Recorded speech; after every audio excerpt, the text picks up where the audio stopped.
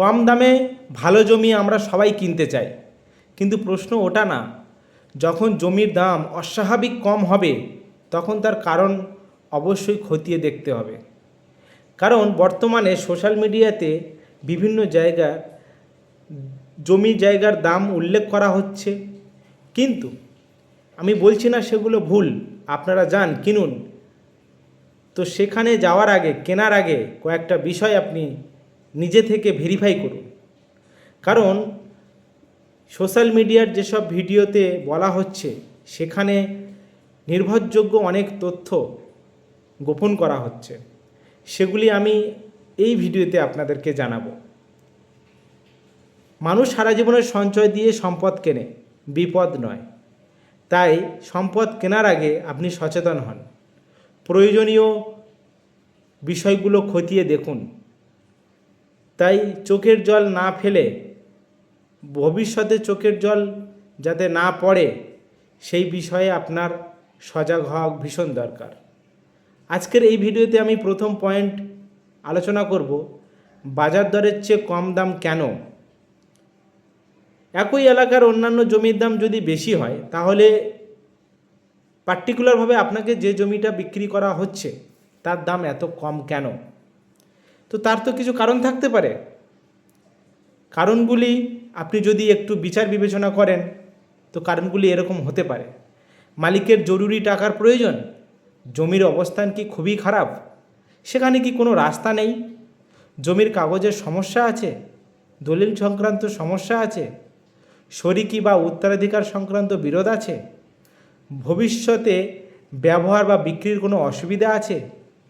এগুলো আপনাকে খতিয়ে দেখতে হবে। দ্বিতীয় পয়েন্ট আমি আলোচনা করব, সস্তা জমি কিনে পরে বিক্রি করা কঠিন হতে পারে কি সে বিষয়ে আপনাকে সজাগ থাকতে হবে। আজ আপনি কম দামে কিনলেন, কিন্তু ভবিষ্যতে বিক্রি করতে গেলে দেখা গেল অন্য কেউ কিনতেই চাইছে না।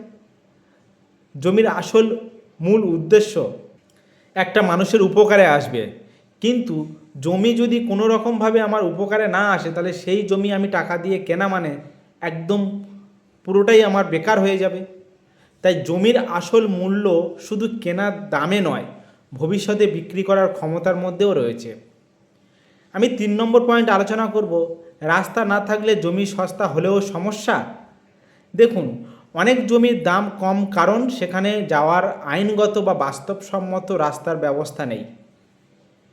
জমি আছে কিন্তু জমিতে যাওয়ার কোনো রাস্তা নেই, তাহলে শুধু কম দামে জমি কিনে কী লাভ? 4 নম্বর পয়েন্ট, জমির কাগজ পরিষ্কার না হলে কম দামও লাভ নয়।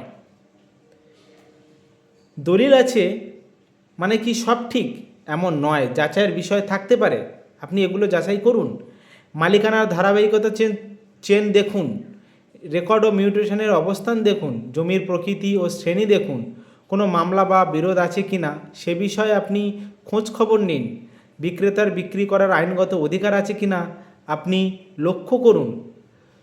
5 নম্বর পয়েন্ট আমি আলোচনা করব, জমি কিনতে শুধু দাম নয়, অতিরিক্ত খরচও আছে। মানুষ অনেক সময় শুধু বলে জমির দাম মাত্র 2 লাখ টাকা, কিন্তু খরচ পরে আরও অনেক কিছু আছে। রেজিস্ট্রেশন ফি, মানে আপনি যখন সরকারি অফিসে যাবেন আপনার দলিলটা তো রেজিস্ট্রি করতে হবে, তখন রেজিস্ট্রেশন ফি, স্ট্যাম্প ডিউটি, অন্যান্য সরকারি ফি, আইনজীবীর মাধ্যমে নথি যাচাই, মিউটেশন, অন্যান্য প্রক্রিয়া, জমি ভরাট বা উন্নয়ন, রাস্তা বা অন্যান্য সুবিধাগুলো আপনাকে লক্ষ্য রাখতে হবে, সেগুলো তো আপনার খরচ হবেই। তাই 2 লাখ টাকা জমি কিনতে গিয়ে মোট খরচ অনেক বেশি হতে পারে। 6 নম্বর পয়েন্ট আমি আলোচনা করব, কম দামে জমি ভিডিওতে অনেক সময় গুরুত্বপূর্ণ তথ্য বাদ যায়। দেখুন, আপনারা ইউটিউবে অনেক ভিডিও দেখেন, সেই ভিডিওতে কম দামে জমি কেনার বিষয়ে কথা বলে, কিন্তু অনেক গুরুত্বপূর্ণ তথ্য তারা মিস করে যায়। একই এলাকায় 50,000 টাকা বা 1 লাখ টাকায় জমি পাবেন, কিন্তু প্রশ্ন হলো কত কাঠা বা কত শতাংশ, মূল রাস্তা থেকে কত দূর, সেখানে বাড়ি করা সম্ভব, বিদ্যুৎ জলের ব্যবস্থা আছে, বর্ষাকালে জল জমে, হাসপাতাল, স্কুল, কলেজ, বাজার এগুলো কত দূরত্ব, আপনাকে এগুলো দেখে সিদ্ধান্ত নিতে হবে। তাই দাম শুনে সিদ্ধান্ত নয়, পুরো পরিস্থিতি দেখে সিদ্ধান্ত। 7 নম্বর পয়েন্ট, কম দামের সঙ্গে ঝুঁকির সম্পর্ক থাকতে পারে। একটি শক্তিশালী বিষয় আপনাকে সাহায্য করবে সেটা হচ্ছে আপনি যখন একটা শক্তিশালী সিদ্ধান্ত নেবেন, আপনার ভবিষ্যৎটাও ততটাই শক্তিশালী হবে। বাজারে কোনো জিনিস অস্বাভাবিক কম দামে পাওয়া গেলে শুধু খুশি হলেই হবে না, আগে জানতে হবে এত কম দামের কারণ কি। জমি হলো দীর্ঘমেয়াদী বিনিয়োগ। মোবাইল খারাপ হলে পরিবর্তন করা যায়, কিন্তু ভুল জায়গায় বা সমস্যাযুক্ত জমি কিনলে লাখ লাখ টাকা আটকে যেতে পারে। জমি কেনার ক্ষেত্রে সস্তা দাম নয়, নিরাপদ মালিকানা এবং ভবিষ্যতের মূল্য, এই দুটি বিষয় ভীষণ গুরুত্বপূর্ণ। আমি কম দামে জমি কেনার বিরুদ্ধে নই। যদি সত্যি ভালো সুযোগ পান অবশ্যই কিনুন, কিন্তু শুধু ইউটিউব বা ফেসবুকে পশ্চিমবঙ্গের সবচেয়ে সস্তা জমি শুনে টাকা নিয়ে চলে যাবেন না।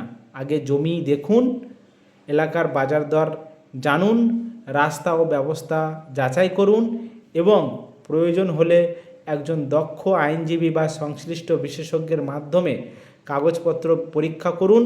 কারণ কম দামে কেনা সবসময় লাভ হবে এমনটা নয়, কখনো কখনো কম দামের পিছনেই সবচেয়ে বড় সমস্যাটি লুকিয়ে থাকে।